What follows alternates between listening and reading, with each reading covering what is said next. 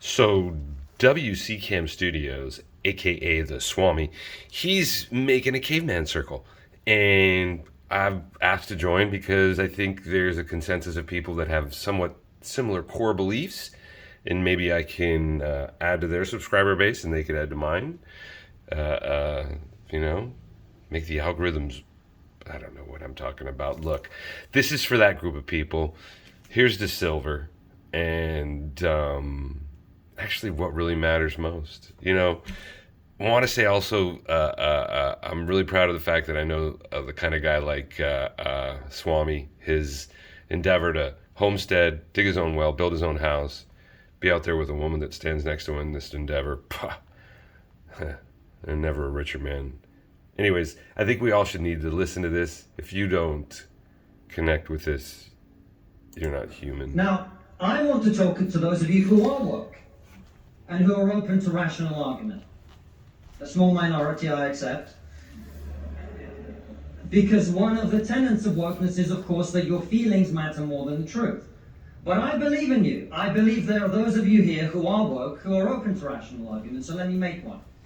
We are told that your generation cares more than any other about one issue in particular, and that issue is climate change.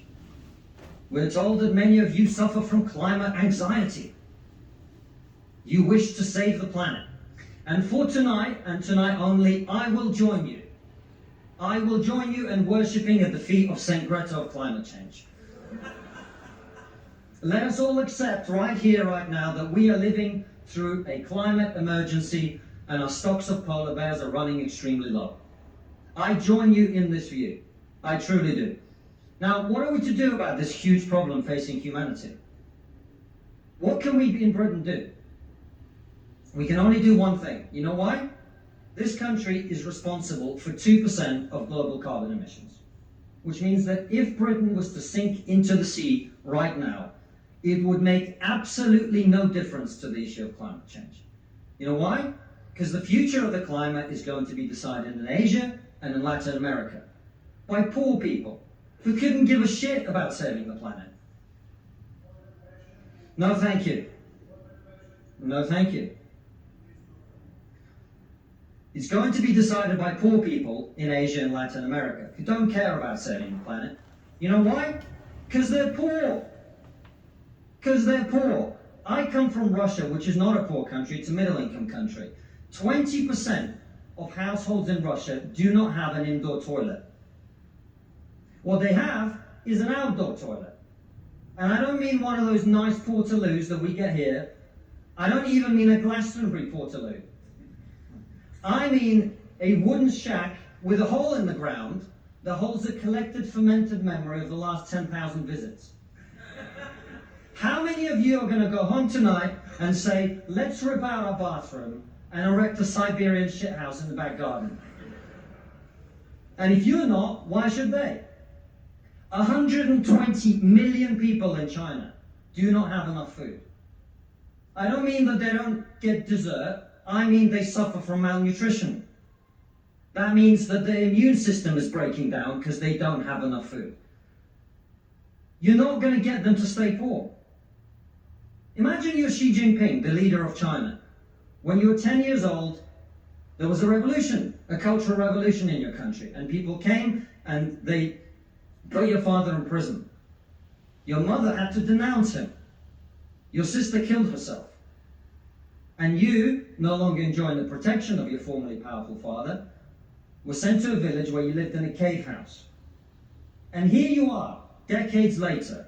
You have clawed your way up the bloody and greasy pole of Chinese politics to be the undisputed supreme leader of the very Communist Party that destroyed your family.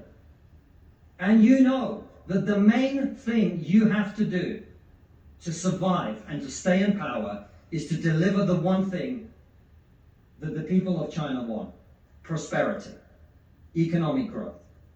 Where do you think climate change ranks on Xi Jinping's list of priorities? A third of all children who live in extreme poverty in the world live in India. That means they are starving and dying of preventable disease. Now, about 15 months ago, my wife got pregnant. Not me, because we're old school.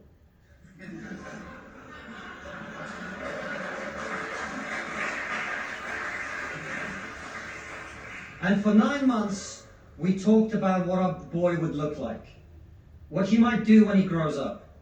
We looked at baby scans and videos on YouTube about what the fetus looks like at 9 months and 12 months and 20 months. And eventually he was born. And he is this cute little bundle of joy. He's cuter than about 80% of puppies. Right? Now, if you said to me that I had a choice, either my son had a serious risk of starving or dying from a preventable disease in the next year, or I could press a button and he would live. He would go to school. He would bring his first girlfriend home. He'd go to university and graduate and become a woke idiot.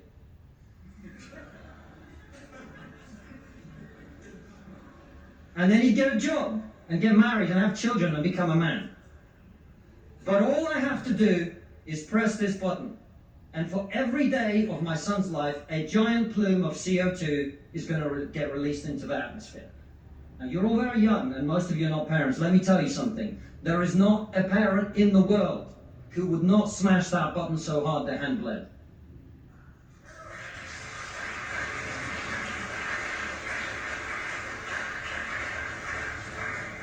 You are not going to get these people to stay poor. You're not even going to get them to not want to be richer. And so, I put it to you, ladies and gentlemen, there is only one thing we can do in this country to stop climate change. And that is to make scientific and technological breakthroughs that will create the clean energy that is not only clean, but also cheap. And no, thank you.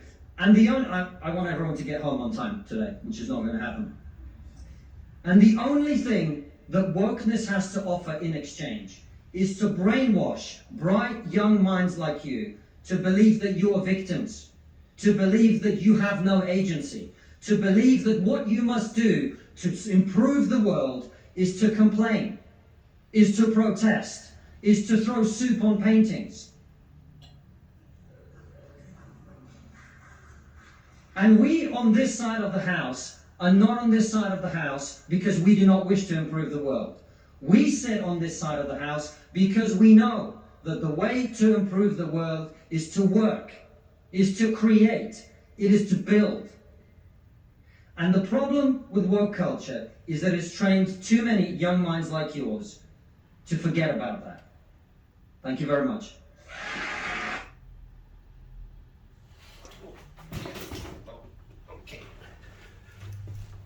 So what do you think of that?